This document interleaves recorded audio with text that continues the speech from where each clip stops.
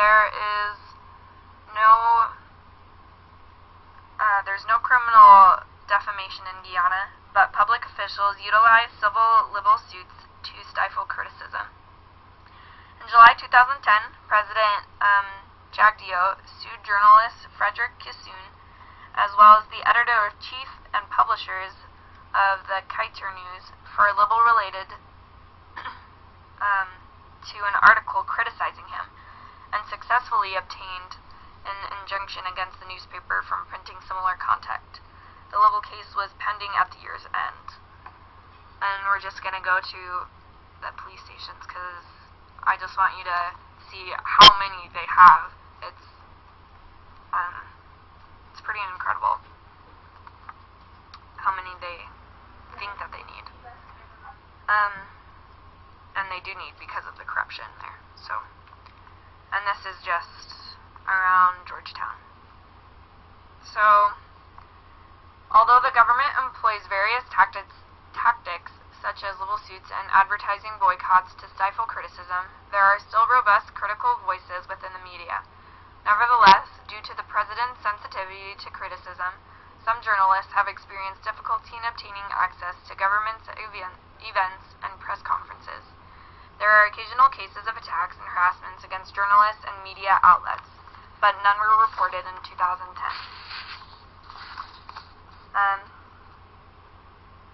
The country only has 2 radio stations, which we talked about, and there are also 23 television stations, most of which are in private hands.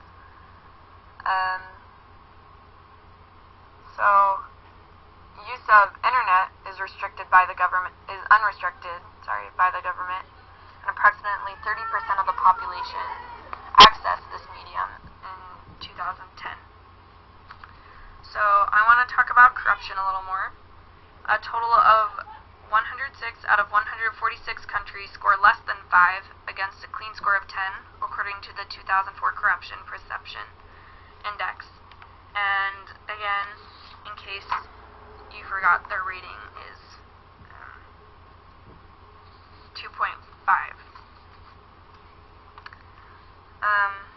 60 countries score less than 3 out of 10, indicating rampant corruption.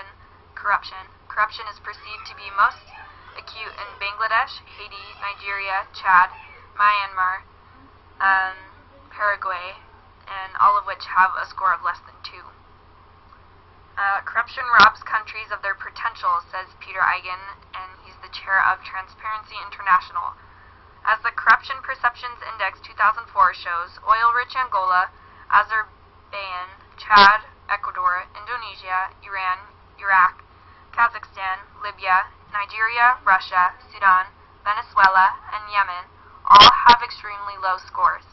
In these countries, public contracting in the oil sector is plagued by revenues vanishing into the pockets of Western oil executives, middlemen, and local officials. When votes are won unfairly or bought, this is called corruption. Politicians make a decision when politicians make a decision not to benefit the public but themselves, this is also corruption.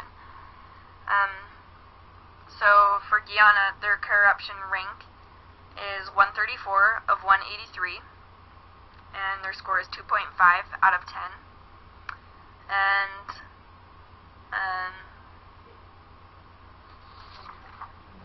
so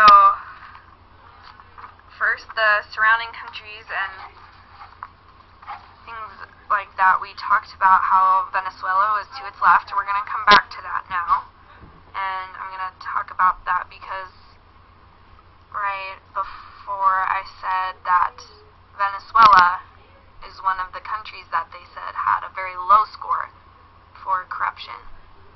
So we're going to go back out, and you can see, let me get rid of this,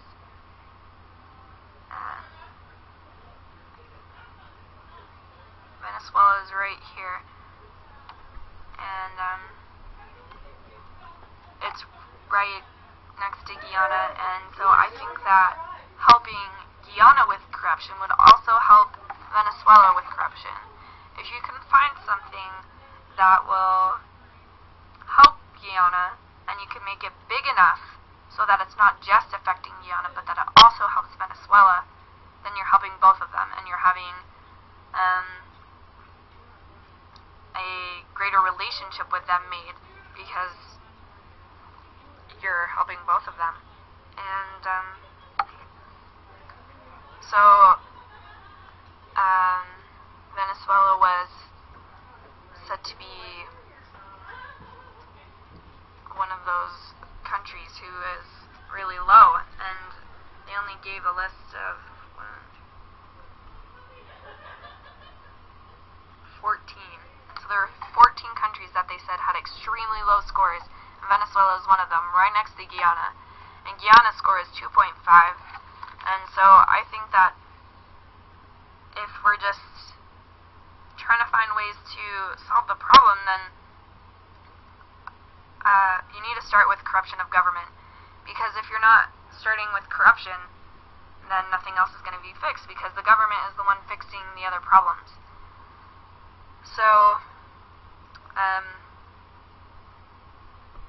I think that for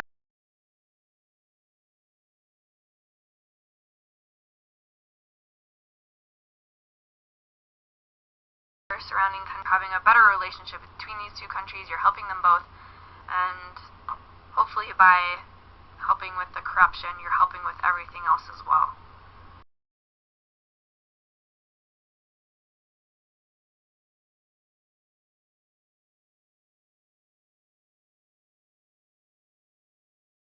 Problems going on in other countries, and that they are real, and that they do affect us, and